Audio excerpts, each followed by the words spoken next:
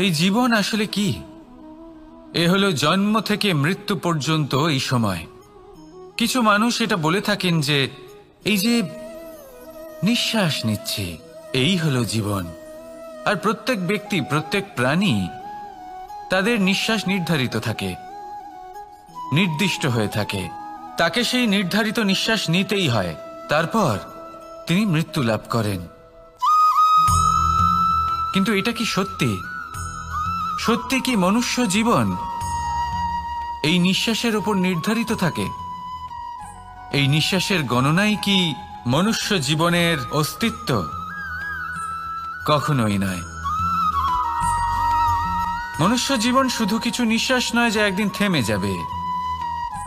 মনুষ্য জীবন হলো সেই নিঃশ্বাসের মধ্যেকার সেই সময় যা দেখে অন্য কারোর নিঃশ্বাস স্তব্ধ হয়ে যেতে পারে।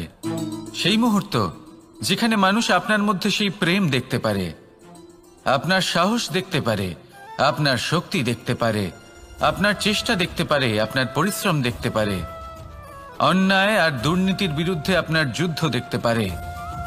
জীবনে গুরুত্বপূর্ণ সেই মুহূর্ত, সেই সময় যেটা আপনি বেঁচে আছেন। সেই সময়ে আপনি এই সংসারের অন্য ব্যক্তিদের জীবন বাঁচার একটা দিশা দেখাতে পারেন, একটা প্রেরণা যোগাতে পারেন, শক্তি দিতে পারেন, আশা দিতে পারেন। তাই জীবনে এটাই করুন। এমন একটা জীবন যাপন করুন যা অন্যের জন্য আদর্শ হয়ে থাকে। এটাই করুন আর আমার সাথে ভালোবেসে বলুন, রাধা রাধা। আমরা সবাই নিজেকে স্বচ্ছ রাখতে চাই, শুদ্ধ রাখতে চাই, পবিত্র রাখতে চাই। আর দেখতে গেলে এটা হলো আমাদের কর্তব্যও বটে। এবার এটার জন্য আমরা কি না করি। যখনই আমরা সকালে উঠি তখন উঠেই আমরা দাঁত মাজি। দিনে যখনই আমরা সময় পাই কিছু সুগন্ধি খাদ্য খাবার চেষ্টা করি যাতে আমাদের মুখ থেকে দুর্গন্ধ না আসে, বরং সুগন্ধ আসে। এই পা দুটো আমরা শুদ্ধ রাখার জন্য, পবিত্র রাখার জন্য যখনই আমরা বাড়ির বাইরে যাই পাদুকা পায়ে দিয়ে যাই, আর যখন ফিরে আসি আমরা জল দিয়ে পা ধুয়ে নিই। মনে রাখবেন, সেই ব্যক্তির মুখ হলো সব থেকে বেশি পবিত্র যে মুখ দিয়ে ঈশ্বরের নাম নেওয়া হয়, যার বাণী হলো অত্যন্ত শুভ, যা মানুষের পথ প্রদর্শন করে, যা মানুষকে শান্তি দেয়। যদি এই হৃদয়কে আপনি পবিত্র করতে চান তাহলে মানবতাকে বুঝতে হবে, মানুষের দুঃখগুলিকে বুঝতে হবে, তবেই এই হৃদয় পবিত্র হবে। এই পা দুটো যদি আপনি পবিত্র করতে চান তাহলে কোনো তীর্থস্থানে যান। ওখানে হয়তো আপনি জানেনও না যে কতজন সৎপুরুষ, কতজন মহাপুরুষ এসেছেন।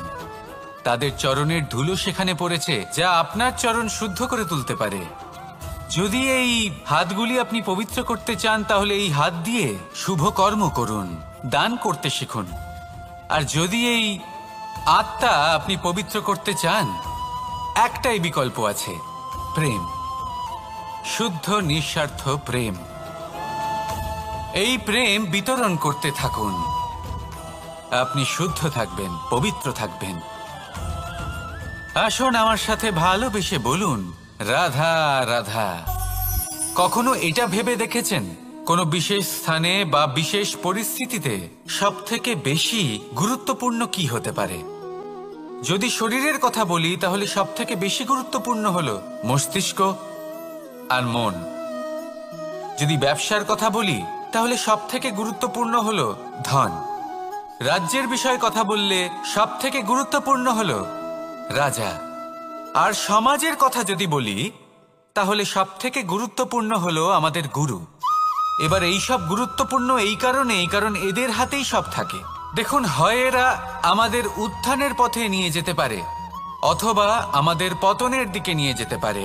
এবার যদি কোনো অসামান্য রাজা হন যিনি কিনা সত্যবাদী, যিনি একজন ভালো রাজা, তাহলে তিনি সেই দেশকে, সেই রাজ্যকে বিকাশের পথে নিয়ে যাবেন, আর নয়তো অন্ধকারের পথে নিয়ে যাবেন। যদি এবার গুরুর কথা বলা হয় তাহলে জেনে রাখুন, গুরু যদি শ্রেষ্ঠ হন তাহলে সংস্কৃতির সর্বশ্রেষ্ঠ স্তরে উনি এই সমাজকে নিয়ে যাবেন। যদি গুরু পাখণ্ডী হন, লোভী হন, লালসাগ্রস্ত হন, তাহলে এই সমাজেও এই পাখণ্ডতা, এই লোভ, এই লালসাই প্রকাশিত হবে। ঠিক এইভাবেই জীবনে, মানুষের জীবনে প্রেমেরও এক গুরুত্বপূর্ণ স্থান রয়েছে। যদি মানুষের মনে প্রেম থাকে তাহলে ধরে নিন সে জীবিত রয়েছে, আর যদি না থাকে তাহলে সে মৃতই প্রায়। যদি রাধা কৃষ্ণের বিষয়ে কথা বলবো কৃষ্ণের জীবনে যদি রাধা থাকে তাহলেই কৃষ্ণ হলো কৃষ্ণ, আর যদি রাধা না থাকে তাহলে কৃষ্ণ হলো যে কোনো পশুরই সমান। আসলে পশু থেকে মানুষ হওয়ার এই যে যাত্রা, এর আধার হলো প্রেম। এই প্রেমকে মনে জাগ্রত করে রাখুন আর আমার সাথে ভালোবেসে বলুন, রাধা রাধা। প্রেম, এই প্রেম আসলে কি? বেশিরভাগ মানুষই বুঝতে পারেন না, কিন্তু এটাতে তাদের কোনো দোষ নেই, কারণ তাদের কাছে প্রয়োজনীয় জ্ঞানই নেই। এবার প্রেমের বিষয়ে আজ আমি একটা ছোট্ট কথা বলতে চাই। আপনি দেখবেন কিছু মানুষ যখন কাউকে ভালোবাসেন তখন তাদের মনে হয় সেই ব্যক্তির ওপর ওনার অধিকার রয়েছে। এবার সেই অধিকারের বোধে ফেঁসে গিয়ে নিজেই ক্রুদ্ধ হয়ে বসেন যে ও আমার কথা মনে করলো না, ওর স্মৃতিতে আমার কোনো স্থান নেই, ও আমার সাথে কথাই বলতে ভুলে গেছে, ইত্যাদি ইত্যাদি অনেক কারণ হতে পারে। আমি আপনাকে একটা প্রশ্ন করি, এই যে স্মৃতিগুলি, এটাই কি ভালোবাসা? কখনোই নয়। প্রেম তো হলো সেই আবেগ, সেই বোধ যা এক সুগন্ধিত ফুলের মতো আপনার জীবনকে, আপনার মনকে আনন্দিত করবে, প্রসন্নতার দ্বারা ভরিয়ে তুলবে। প্রেম হলো সেই বোধ। তাই যদি আপনি প্রেমকে বুঝতে চান তাহলে প্রেমের ভাবনাকে বোঝার চেষ্টা করুন। প্রেমকে যদি যাপন করতে চান তাহলে আবেগের দ্বারা যাপন করুন, স্মৃতির দ্বারা নয়। স্মৃতির কি আছে? আজ আছে, পরবর্তীকালে নাও থাকতে পারে। সময়ের সাথে এই স্মৃতি ফিকে হয়ে যেতে পারে, কিন্তু এই আবেগ তা চিরকাল মনের মাঝে থেকে যায়। তাই আসুন আর আমার সাথে ভালোবেসে বলুন, রাধা রাধা। রাজ্য, শাসন, সাম্রাজ্য, সংস্থাপনা, এগুলিকে সফল কখন বলা যেতে পারে? কোনো বুদ্ধিজীবী বলেন তখন যখন চারিদিকে শান্তি থাকে, কারোর মনে কোনো প্রশ্ন থাকবে না, শঙ্কা থাকবে না।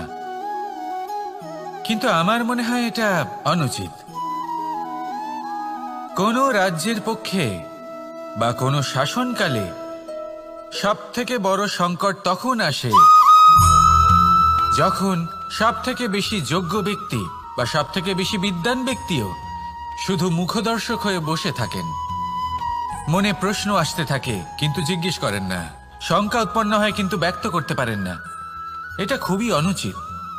এই যে প্রশ্ন, তা আসা খুব ভালো।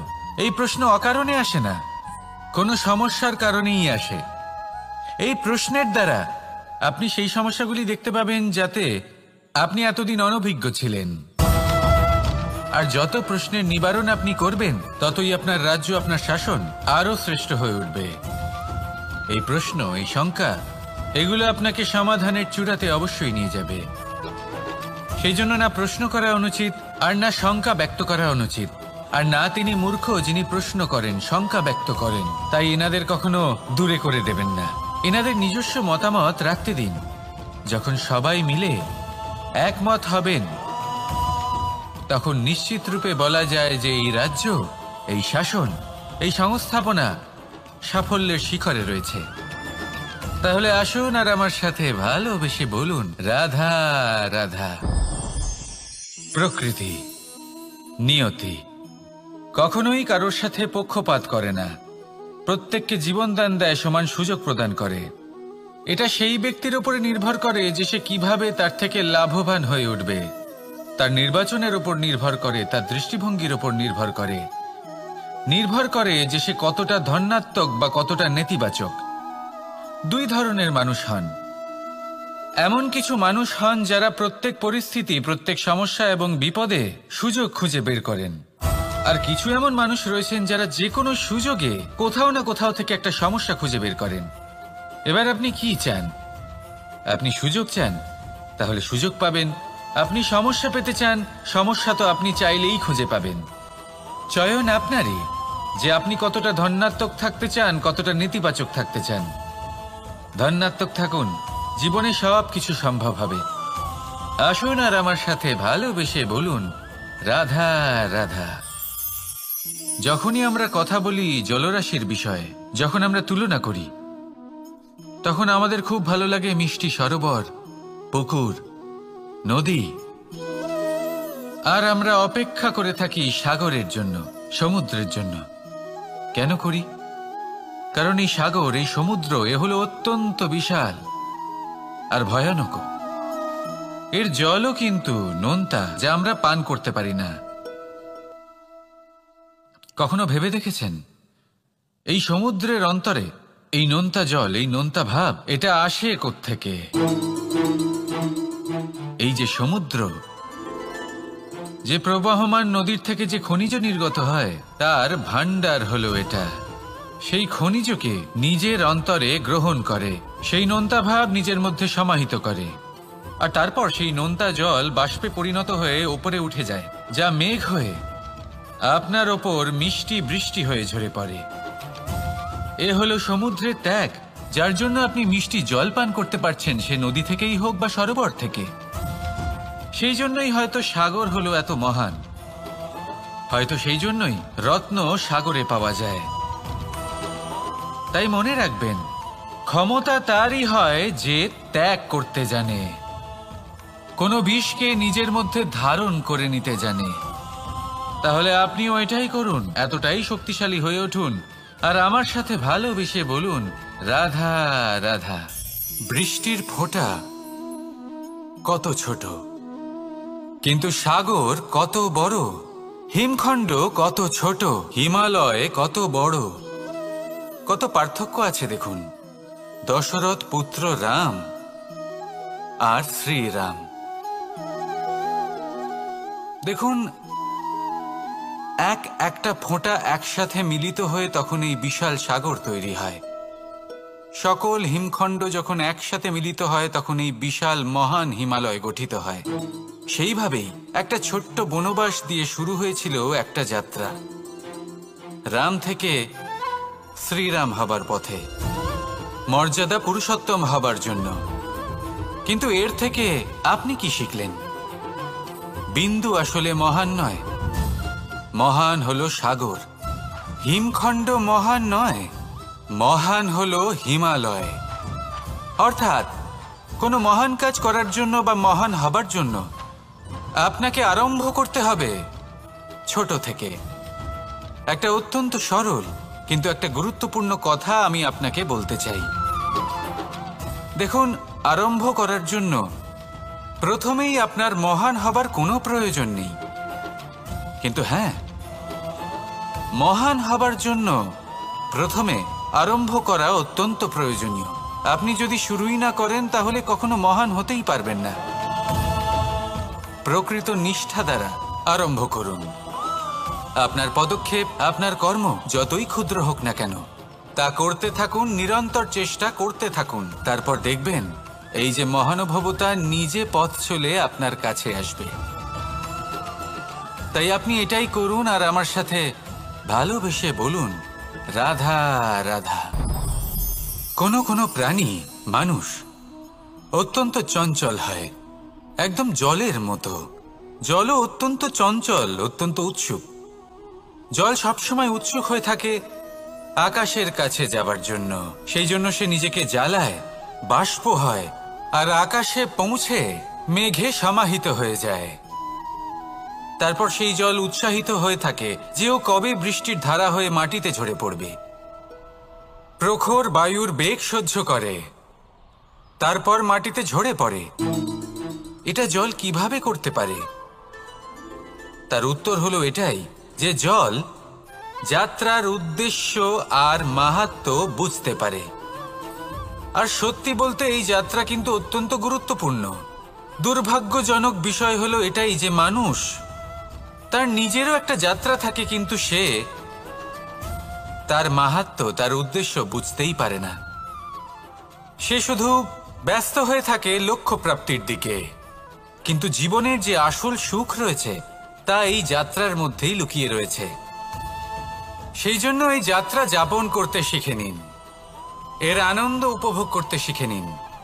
কারণ যে ব্যক্তি এই যাত্রায় আনন্দ নিতে শিখে যান, আনন্দ উপভোগ করতে শিখে যান, সে নিজের লক্ষ্যে নিশ্চিত রূপে পৌঁছে যান।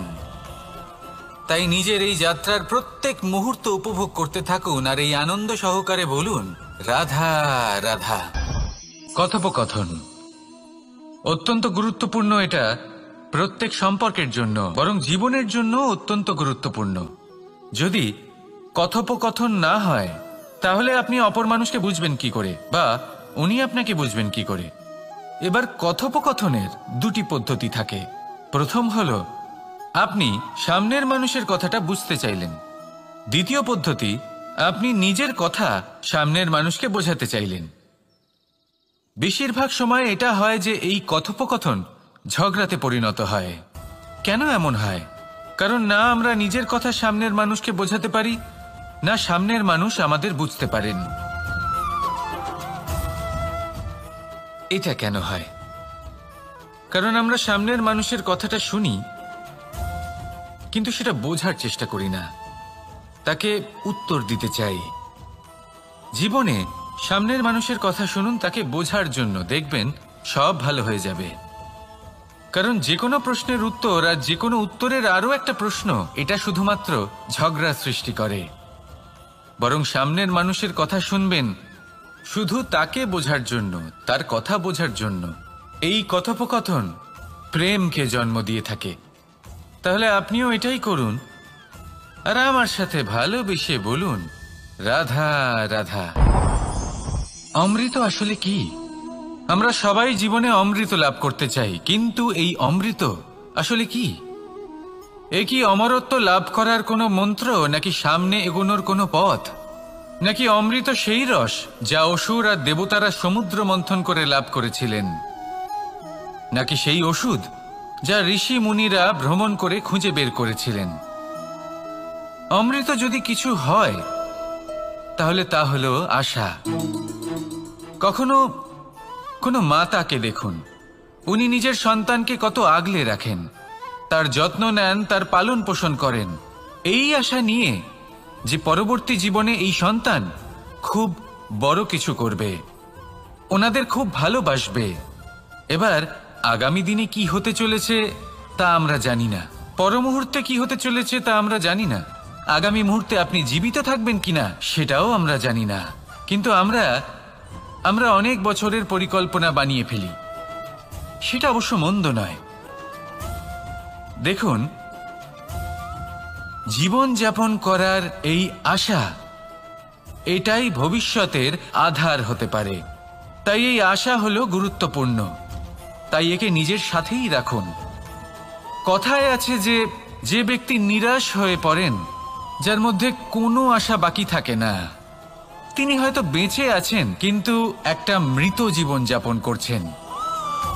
তাই এই আশার সঙ্গ কখনো ত্যাগ করবেন না, একে চিরকাল নিজের সাথেই রাখুন। জীবন আনন্দময় হয়ে উঠবে, আর এই হৃদয় তা ভালোবেসে বলবে, রাধা রাধা। মানুষের সবথেকে বড় শক্তি কি? তার বাহুবল, অর্জন করা ধন, নাকি তার পেছনে দাঁড়িয়ে থাকা তার সমর্থক বা প্রশংসকদের দল, নাকি ঈশ্বরের আশীর্বাদ? সেটা কি?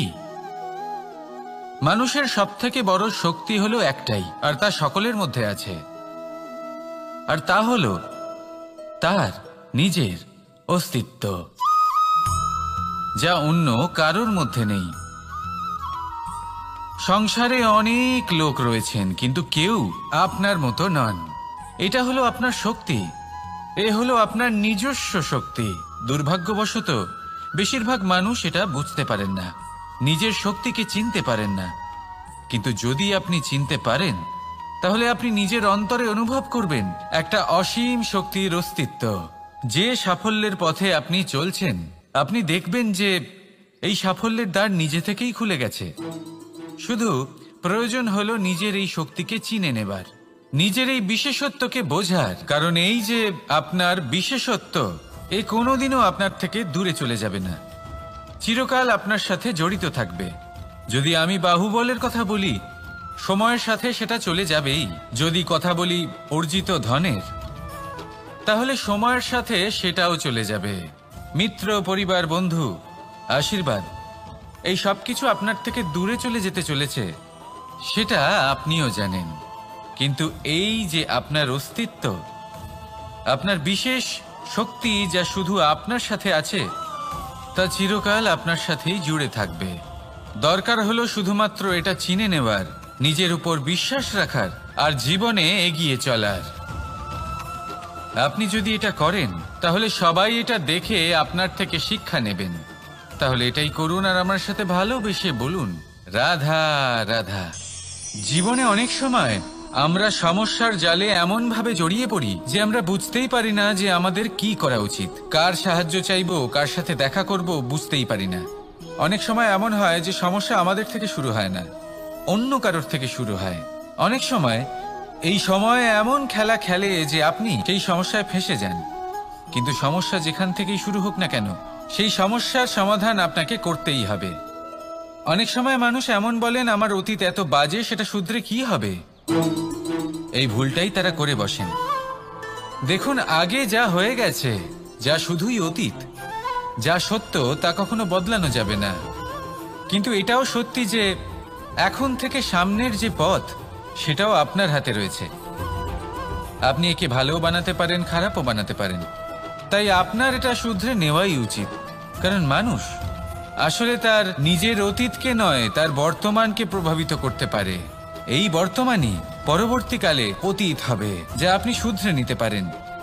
তাই আপনি সেই চেষ্টাই করুন, নিরন্তর চেষ্টা করুন। ধন্যাত্মক দৃষ্টিভঙ্গি নিয়ে নিজের বুদ্ধি প্রয়োগ করুন, সাহসের সদ্ব্যবহার করুন, যাতে আপনার আগামী সময় আপনি আরো ভালো করে তুলতে পারেন।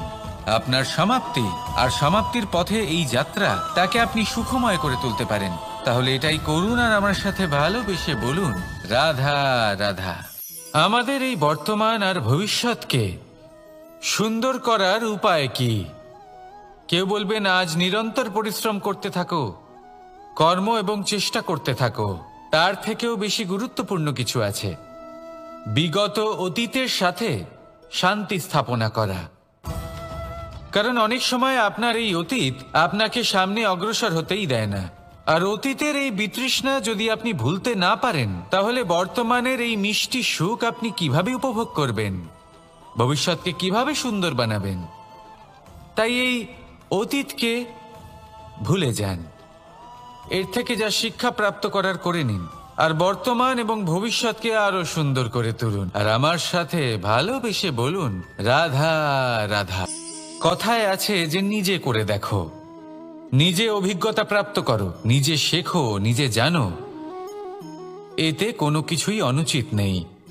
দেখুন, এমন নতুন কিছু করা যা আজ পর্যন্ত কখনো কেউ করেননি, তার থেকে যে অভিজ্ঞতা আসবে তা না শুধু আপনার জন্য বরং সবার জন্য লাভদায়ক হবে।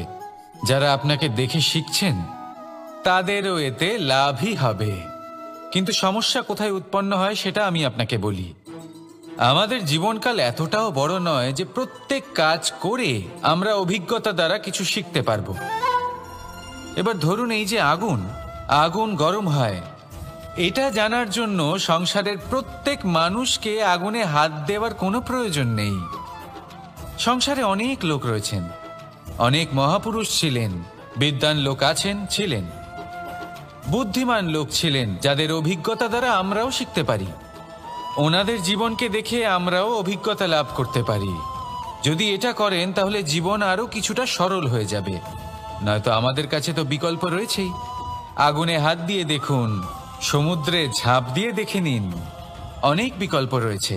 সিদ্ধান্ত আপনারই। তাই সঠিক সিদ্ধান্ত নিন আর আমার সাথে ভালোবেসে বলুন, রাধা রাধা। জীবনে যখনই আমাদের সামনে কোনো সংকট আসে, তখন আমাদের সামনে দুটো পথ খোলা থাকে। প্রথম পথ ভয়ভীত হয়ে যাওয়া, দ্বিতীয় পথ সাহসের সাথে তার সম্মুখীন হওয়া।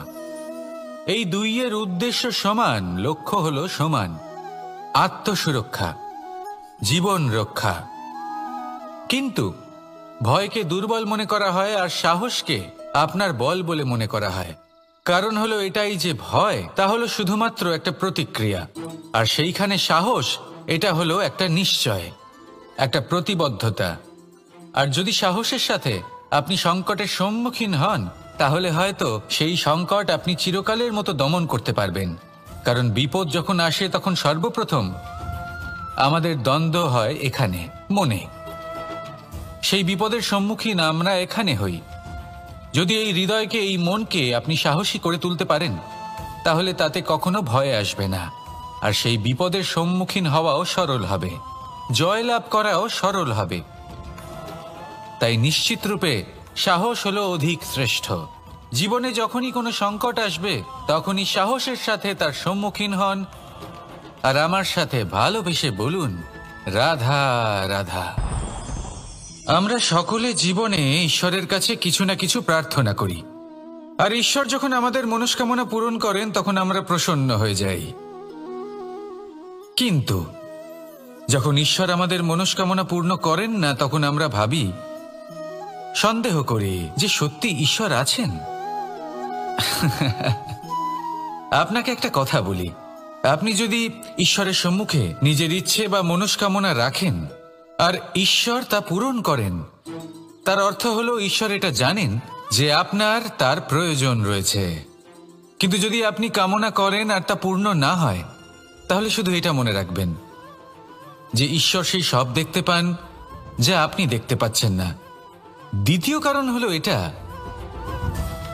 ঈশ্বর এটা খুব ভালো করে জানেন যে যে ইচ্ছে আপনি রাখছেন, সেই ইচ্ছে আপনি নিজের জোরে পূর্ণ করতে পারেন। তাই যদি আপনার ইচ্ছে ঈশ্বর পূর্ণ করেন, তাকে ধন্যবাদ জানান। আর যদি উনি আপনার ইচ্ছে পূর্ণ না করেন, তাহলে আরো ধন্যবাদ জানান। কারণ হয় উনি আপনার মঙ্গল চাইছেন, বা উনি আপনাকে ততটাই যোগ্য বলে মনে করছেন যে আপনি নিজেই নিজের ইচ্ছে, নিজের স্বপ্ন পূরণ করতে পারবেন। নিজের কর্ম করতে থাকুন, জীবনের সামনে এগোতে থাকুন, আর আমার সাথে ভালোবেসে বলুন, রাধা রাধা। একটা গাই আর একটা বাছুরের মধ্যে কেমন সম্পর্ক থাকে? একটা গাই নিজের বাছুরকে ডাকে, আর সেই বাছুর হাজার হাজার গাইয়ের মধ্যে থেকেও নিজের মাকে চিনতে পেরে যায়, আর নিজের মায়ের সাথে এসে জড়িয়ে পড়ে। আর কিছুটা ঠিক এরকমই সম্পর্ক হলো আপনার কর্ম এবং আপনার কর্মফলের মধ্যে। আপনি যেমন কর্ম করবেন, আপনার কর্ম আপনার কর্মফলকে ডাক দেবে, আর আপনার কর্মফল কোথাও না কোথাও থেকে আপনাকে খুঁজতে খুঁজতে এসে আপনার সাথে জড়িয়ে পড়বে। তাই উচিত এটাই হবে যে আপনি সৎকর্ম করুন। কারণ ঈশ্বর যদি আপনাকে আপনার ভুলের জন্য ক্ষমা করেও দেন, আপনার কর্ম কিন্তু করবে না। তাই যদি আপনি দুষ্কর্ম করতে চলেছেন, তাহলে আপনি প্রস্তুত থাকুন।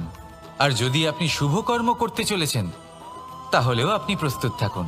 আপনার কর্ম যেমন হবে, তেমন ফল আপনার কাছে নিজে থেকেই চলে আসবে। আজ না হোক কাল, কাল না হোক অন্য কোনো সময়, অবশ্যই আসবে। আসুন আমার সাথে ভালোবেসে বলুন, রাধা রাধা। আম এবং নিম, এই দুই যে যার স্থানে অত্যন্ত বিশেষ, অত্যন্ত শ্রেষ্ঠ। আম আমাদের শক্তি বাড়ায়, আর অন্যদিকে নিম রোগের সাথে লড়াই করার আমাদের ক্ষমতা বাড়ায়। এবার আম অত্যন্ত মিষ্টি হয়, আর নিম অত্যন্ত তিক্ত। তাই এই কারণে কি নিমের নিরাশ হওয়া উচিত, বা নিজেকে ঘৃণা করা উচিত? তার স্বাদ তিক্ত? কখনোই নয়। দেখুন, নিম তিক্ত, এতে নিমের কোনো দোষ নেই। দোষ হলো জিহ্বার, যে মিষ্টি পছন্দ করে, তিক্ত পছন্দ করে না। কিন্তু যদি আপনি নিজের জীবনে নিমের প্রয়োগ না করেন, তাহলে আপনার রোগ প্রতিরোধ ক্ষমতা বাড়বেই না। তাই নিম হলো অত্যন্ত গুরুত্বপূর্ণ। এর থেকে আপনি কি শিক্ষা পেলেন? এটাই যে জীবনে কখনো অন্য কারোর মাপকাঠি দ্বারা নিজেকে পরখ করবেন না। আপনার যোগ্যতা, আপনার বিশেষত্ব, আপনার গুণ, অপগুণ, এই সব কিছু আপনি নিজে বুঝে নিন, সেটাই যথেষ্ট। আসুন আর আমার সাথে ভালোবেসে বলুন, রাধা রাধা। আপনি কি কখনো কুয়ো থেকে কাউকে জল বের করতে দেখেছেন? একটা পাত্রকে দড়ি দিয়ে বাঁধা হয়, তারপর তাকে কুয়োতে ফেলা হয়, টেনে তুলতে হয়, তবেই জল পাওয়া যায়। খুব সহজ ব্যাপার। কিন্তু কখনো এটা ভেবে দেখুন, কুয়োতে পাত্র ফেলার পরে যদি পাত্র সোজা হয়ে থাকে তাহলে তা জলে প্রবেশ করতেই পারবে না। না জল সেই পাত্রে প্রবেশ করতে পারবে, সেই পাত্রকে নত হতে হবে, তবেই জল সেই পাত্রে প্রবেশ করবে, তবেই টেনে আনলে সেই জল আপনার তৃষ্ণা নিবারণ করবে। আর এর মধ্যে জীবনের একটা মূল্যবান শিক্ষা লুকিয়ে রয়েছে, এমন এক শিক্ষা যা সংসারের প্রত্যেক মানুষের জন্য গুরুত্বপূর্ণ। আর সেই শিক্ষার নাম হলো বিনম্রতা। সংসারে প্রত্যেক মানুষের বিনম্র হওয়া উচিত। আপনি নিজেকে বিনম্র করে তুলুন, আপনি বড়দের আশীর্বাদ লাভ করবেন, সাফল্যের মুখও দেখতে পাবেন। আপনি যদি বিনম্র না হন তাহলে কিছুই টিকবে না। সেই জন্য বিনম্র থাকুন আর আমার সাথে ভালোবেসে বলুন রাধা রাধা।